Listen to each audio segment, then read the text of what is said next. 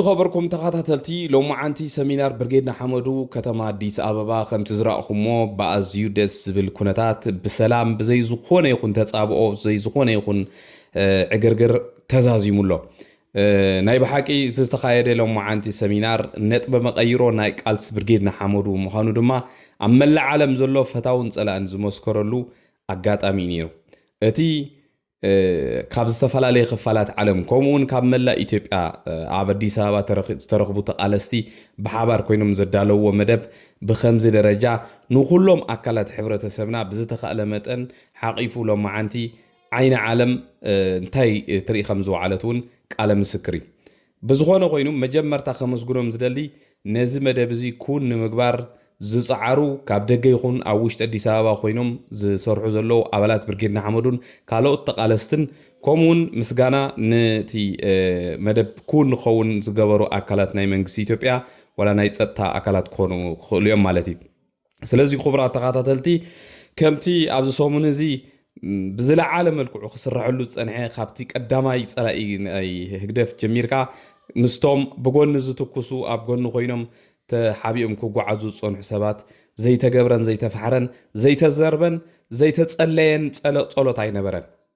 በዚ ኮይኑ በቲ ግን እቲ ጉዳይ ክግበር ምዃኑ ተኣማሚና ስለ ዝነበርና ኢና ኣብ ሰሙን ዝውን ኩሉ ንሕብረኩም ዝቐንና ማለት ስለዚ ሎማዓንቲ ብዛዕባ በዚ ህዝቢ ከምቲ ዝረኣኹሞ ማዕከናት ዜና ኣብ ዝተፈላለየ ስእልን ቪድዮታትን ስለ ዘሎ ኣብኡ ነቕርበልኩም ፀብፃብ የለን ወላ ሓንቲ ሽግር ዝበሃል የብሉን ብኻልእ መዳይ ክቡራት ተኸታተልቲ ካብ ጽባሕ ጀሚሩ ድማ ርክብ ምስ ዝተፈላለዩ ኣካላት መንግስቲ ናይ ኢትዮጵያ ክካየድ ምዃኑን በዛ ኣጋጣሚ ሓበሬታ ከመሓላልፈልኩም ደሊ ምስ መን ርክብ ክካየድ እንታይ ክግበር ኣብ ዝቕፅል ዘሎ መዓልታት ሓበሬታ ክነቕርብ ስለ ዝኾንና ብዛዕባ ሕጂ በዚ ክሓልፎ ማለት እዩ ካልእ ክቡራት ተኸታተልቲ ኣብዚ ናይ ሎም መዓልቲ ዝነበረ ሰሚናር ኣዝዩ ተሳትፎ ህዝቢ ብጣዕሚ ዝገርም ተሳትፎ ህዝቢ ነይሩ ብጣዕሚ ደስ ዝበለኒ ድማ ክቡራት ተኸታተልቲ ንነዊሕ ዓመታት ኣብ ትሕቲ መሓውራት ናይ ስርዓት ህግደፍ ኣብ ኣዲስ ኣበባን ኣብ መላእ ኢትዮጵያን ዘርጊሕዎም ዝፀንሐ መሓውራት ኣብ ትሕቲኡ ክሳቀዩ ዝፀንሑ ነባራት ተጋደልቲ ነባራት ተቃለስቲ ኤርትራውያን ኣብኡ ብምርኣይና ብጣዕሚ ሓጎስና ወሰን የብሉን እዚ ድማ እቲ ብርክሊሎ ተቃላሳይ ብርጌድና ሓመዱ ካብ ኤውሮጳ ጀሚሩ ኣብ ኣሜሪካ ኣብ ኣውስትራልያ ኣብ ካልኦት ሃገራትን ፀላእቱ እንዳፀራረገ ዘምጾ ሓርነት እዩ ስለዚ እዚ ኣብ ኣዲስ ኣበባ ሎማዓንቲ ዝረኣናዮ ብጣዕሚ ደስ ዝብል መደብ ዓበይቲ ስነ ጥበባውያን ከም በዓል ኣምባሳደር ሰላም ዝኾነ ድምፃዊ ርእሶም ገብረ ገርግስ ወይ ከዓ ዝዓባይ ነፋሪት ኢሉ ብዝብል ደርፊ ንፈልጦ ኩላትና ኣብ ዝሓለፈ ዓመታት እውን ንሰላም ናይ ክልቲኡ ህዝብታት ብተደጋጋሚ ብሙዚቃዊ ስራሓቱ ገይሩ ክገልጽ ፀንሐ ኣቦና ርእሶም ኣብኡ መደረ ከስምዕ ምስ ረኣኽዎ ብጣዕሚ ደስ ኢልኒ ካልኦት ዓበይቲ ተቃለስቲ እውን ኣብ ኢትዮጵያ ነዊሕ ዓመታት ዝተቃለሱ ኣብቲ መድረክ መፅኦም ብዙሕ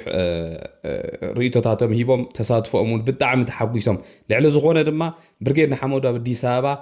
ዕልዋ መንግስቲ ብምግባር ነቶም ናይ ህግደፍ ዓሚ ዝዕንድርሉ ዝነበሩ ዳሳት ኣፍሪሱ ናቱ ዳስ ብምትካሉ ድማ ከምዚ ካብዚ ንላዕሊ ሓጎስ ኩሉ ኣይክእልን እዩ ዕልዋ መንግስቲ ክብል ከለኹ ነቲ ናይ ስርዓት ህግደፍ ኣብኡ ተኺልዎ ዝነበረ መንግስቲ ማለት እየ ብዝኾነ ካልኦት ፍሉጣት ሰባት እውን ከም በዓል ሓውና ኣብርሃም ማለት እዚ ትሪእዎ ዘለኹም ኣብርሃም ሓውና ኣብ ዝሓለፈ ዓመታት ብዙሓት ስደተኛታት ብሊብያ ዝሓልፉ ኣብ ጣልያን ብምቕባል ካብኡ ጣልያን ቀፂሉ ናብ ዝተፈላለዩ ሃገራት ኤውሮጳ መንእስያትን ዘጋጥሞም ፀገማት ኣብ ምሕጋዝ ብጣዕሚ ዝነጥፍ ዝነበረ ከምኡውን ጎኒ ጎኑ ኣንጻር ስርዓት እዚ ኣብ ምቅላስ ዝለዓለ ተራ ዝፃወት ዝነበረ ሓውና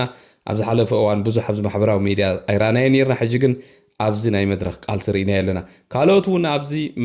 ዝተፈላለየ ማሕበራዊ ሚድያ ክንሪኦም ዘይፀናሕና ዓበይቲ ተቃለስቲ ኣብቲ መድረክ ናይ ቃልሲ ርኢናዮም ኣለና ብጣዕሚ ደስ ዝብል ካልእ ኣብቲ መድረክ ዝተኻየደ ድማ ክቡራት ተኸታተልቲ ምዕዳል ሽልማት ንኣፍልጦ ምሃብን ንተቓለስቲ ኣብነታውያን ተቓለስቲ ማለት እዩ ብዙሓት ካብ ዝተፈላለየ ሃገራት ዝመፁ ከም ትሪእዎ ዘለኹም ከም በዓል ሃብቶም መጨጨ ካብ ዓዲ እንግሊዝ ብርጌድና ሓመዱ መሪሕነት ናይ ዓዲ እንግሊዝ እዮም ካብ ካልኦት ሃገራት እውን ብዙሓት ወፍያ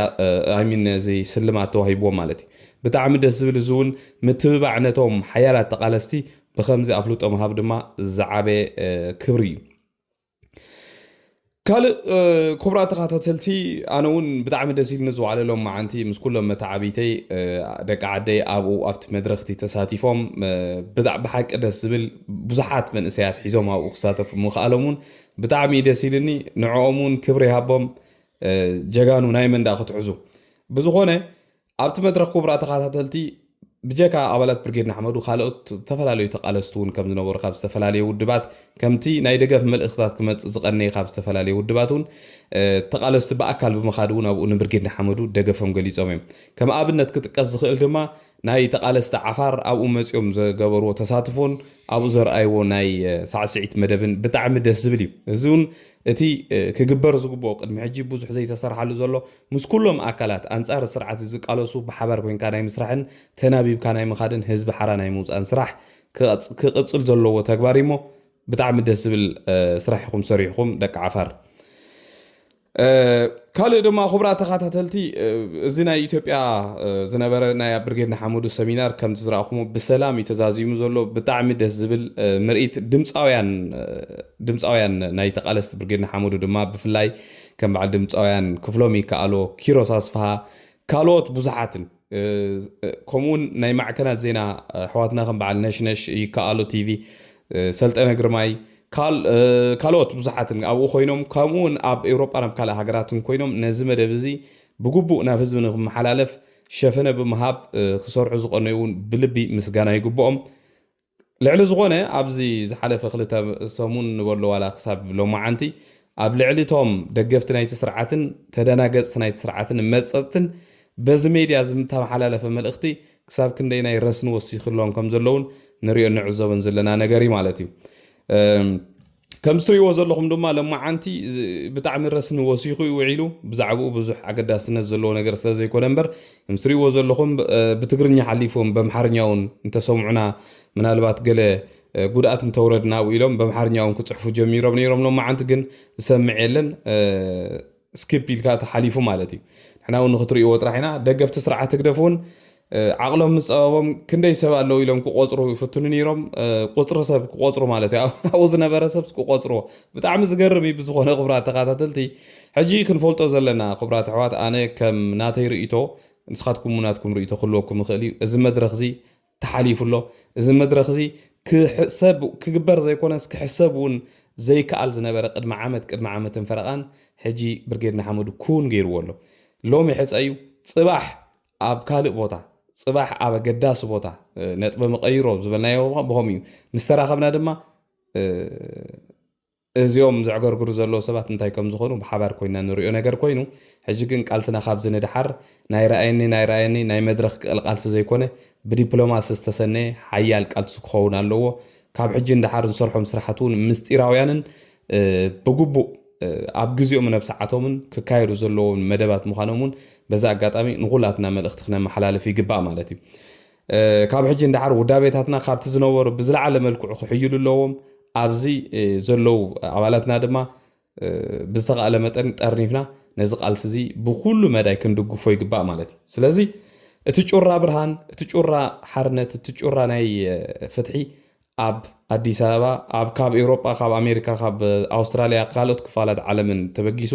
ኣብ ኣዲስ ኣበባ በፂሕሎ ካብ ኣዲስ ኣበባ እውን ኣብ ቀረባ መዓልታት ኣብ ቀረባ ግዜ ኣብ ዶባት ኤርትራ ከም ዝበፅሕ እዚ ርግፀኛታት ኢና ማለት ኣብ ውሽጢ ኤርትራ እውን ብቐሊሉ ክበፅሕ ምዃኑ ፍሉጥ ነገር እዩ ስለዚ ተስፋ ከይቆረፅና ነዚ ዝተጀመረ ቃልሲ ንዝተጀመረ መድረክ ብጥበብ ክንዕወተሉ ይግባእ እዚኣ እንዳበልኩ ሰላምታ ንኩልኩም ኣብ መላእ ዓለም ዘለኹም ኣባላት ብርጌድና ሓመዱ ሃበልና ስለ ዝበሉኒ ሎማዓንቲ መደብ ሰላም ተዛዚሙሎ ንኩልኩም ሰላም ኢሎም ኣለዉ ብርጌድና ይዕወት ዓወትና ብቕልፅምና